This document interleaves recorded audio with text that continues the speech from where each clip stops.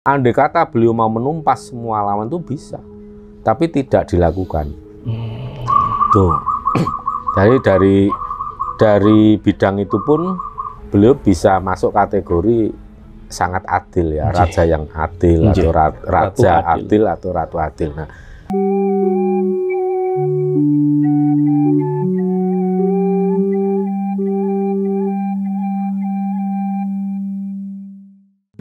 yang terakhir Kang Mas, kalau diizinkan, masih sakit tanglet kembali ke Mataram. Satu lagi pertanyaan. Pertanyaan. Saya selama mempelajari sejarah selalu dapat pencerahan atau informasi bahwa pendiri Mataram,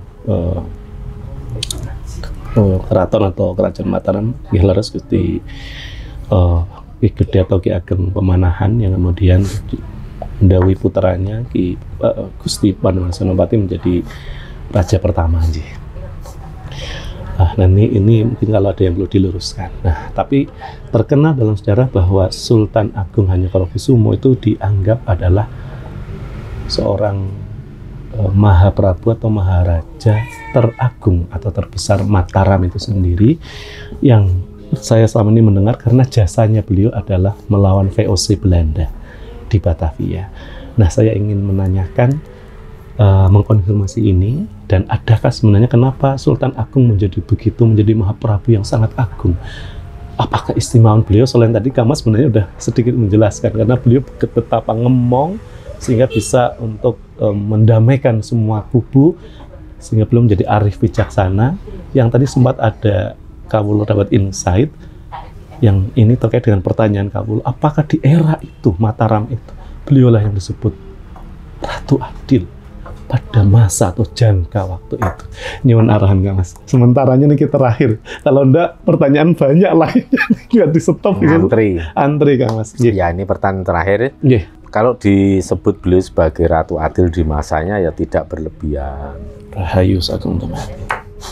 Tidak berlebihan, karena memang dilihat dari perjuangan beliau bagaimana membalancing, menyeimbangkan antar anasir kekuatan belief system yang waktu itu tumbuh di masyarakat, berkembang secara liar, dan itu sangat rawan terjadi konflik benturan. Itu bahaya banget ya. Dan kekuatan Kanjeng Sultan Agung pada waktu itu juga sangat powerful. Andai kata beliau mau menumpas semua lawan itu bisa, tapi tidak dilakukan. Tuh. Dari bidang itu pun beliau bisa masuk kategori sangat adil ya, raja yang adil atau raja adil atau ratu adil. Nah, kemudian dari sisi kehebatan beliau sebagai satrianing nagari yang melawan VOC, yang mengusir penjajahan Belanda, kolonialisme Belanda, itu juga dipahami sebagai seorang raja yang sangat nasionalis. Ya, sangat nasionalis dan sangat membela bangsanya dari penjajahan, dan kemudian beliau juga dianggap raja yang agung, yang besar itu karena memang kekuasaan Mataram di tangan Kanjeng Sultan Agung itu luas banget. Itu bisa dicek di browsing ya, era Mataram Kanjeng Sultan Agung itu sampai mana. Itu memang kejayaan kerajaan Mataram pada waktu di tangan Kanjeng Sultan Agung. Nah, setelah itu kan terjadi masa surut ya, ketika sepeninggal Kanjeng Sultan Agung, kemudian ada satu putra yang istilahnya bermasalah ya. Karena kan dalam hidup ini biasa ya, ayam ibaratnya begini Mas, telur ayam itu 10, itu biasanya satu diantaranya itu ada yang tidak bagus gitu kan. Ya ono sing dadi ndok wokan, ono sing ora netes, ono sing mas. Nah, itu wajar diantara sekian Pak. Nah, kemudian dari situ kan di era Amangkurat Agung, habis itu kan terus mekar menjadi Mataram itu kan waktu Kanjeng Sultan Agung ada di Pleret. Terus kemudian mau dilanjutkan oleh putra beliau di Antakapura, di Gunung Kelir. tapi gagal, malah menjadi Antakapura atau istana kematian. Nah dari situ kan terus kemudian mekar menjadi Mataram Kartosuro, ya kan? Mataram Kartosuro itu belum mekar tapi pindah.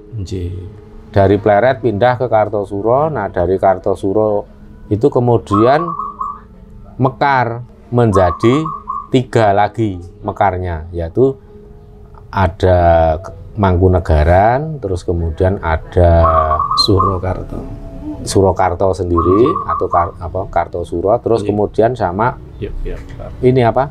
Pakualaman dan Kasultanan Jogja. Jadi ada mekarnya dari satu kerajaan menjadi 3.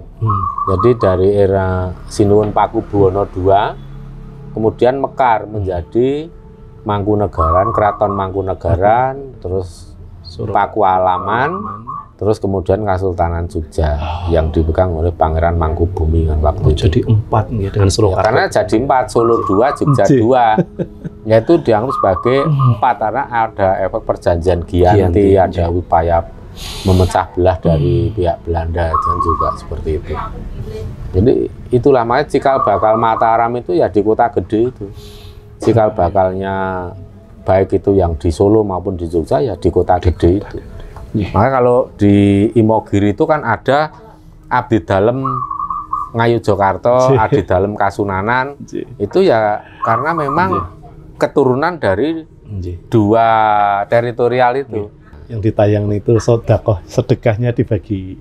Iya. Saya ada sedekah. Adil tidak harus sama Bunda Untari. Ya adil memang tidak harus sama. Dan itu kan apa namanya bentuk tondo tresno, kasih sayang welas asih dari sedulur-sedulur semua yang hadir, bisa mengumpulkan 4.317.000. Itu kan ya itulah bentuk dari apa namanya kita memantaskan diri, bukan dengan ikhlas tidak cukup, ikhlas saja tidak cukup mas, syaratnya harus pantas gitu. Karena apa itu ikhlas itu ya orang yang paling pelit pun kan pasti ikhlas kalau ditanya, tapi harusnya yang ikhlas dan pantas. Nah itulah sebagai bentuk apa itu mas, bentuk terima kasih kita secara konkret atas apa yang diberikan oleh leluhur. Leluhur sudah peduli jangkung jampangi langkah kita, membimbing mengarahkan. Kalau kita berterima kasih pada leluhur kan nggak cukup dengan ucapan, tapi dengan tindakan konkret. Selain mengunjungi lagi makam beliau, tapi juga kita tuh memberikan kesejahteraan untuk para abdi dalem. Karena abdi dalem itu kan yang merawat makam, yang menjaga pusara para leluhur. Ya kalau kita mau terima kasih pada leluhur ya rawatlah, terima kasihlah pada para abdi dalem. Itu sedekah betul. Kang Mas masih bener katanya ingin berlama-lama. Ini bisa dilanjutin. Dumateng Kang Mas Abdulangi, Bunda Untari dan keluarga besar Surya KKS matur nembah nuwun tanpa pepindhan tanpa winates empami. Mongko krasanipun sampun banyak sekali dapat jawaban pencerahan. Mudah-mudahan nanti dapat penerangan terang benderang agar kembali ke Jawa yang ketika berapa lama saya menganggap Jawa itu sebagai jembatan, ternyata tidak, tapi dia samudra. Dan diingatkan pas terakhir sowan membahas Gusti Werkudara Bimo mencari Bimo Dewa Ruci. Oh iya. Mugi-mugi Kang Mas keluarga angsal berkah sih kawelasan karahiyon kunjungan para iyang pemendan leluhur, para Gusti Ngamoha welas asih, wonten kelenta-kelentu atur kawula matur nembah nuwun.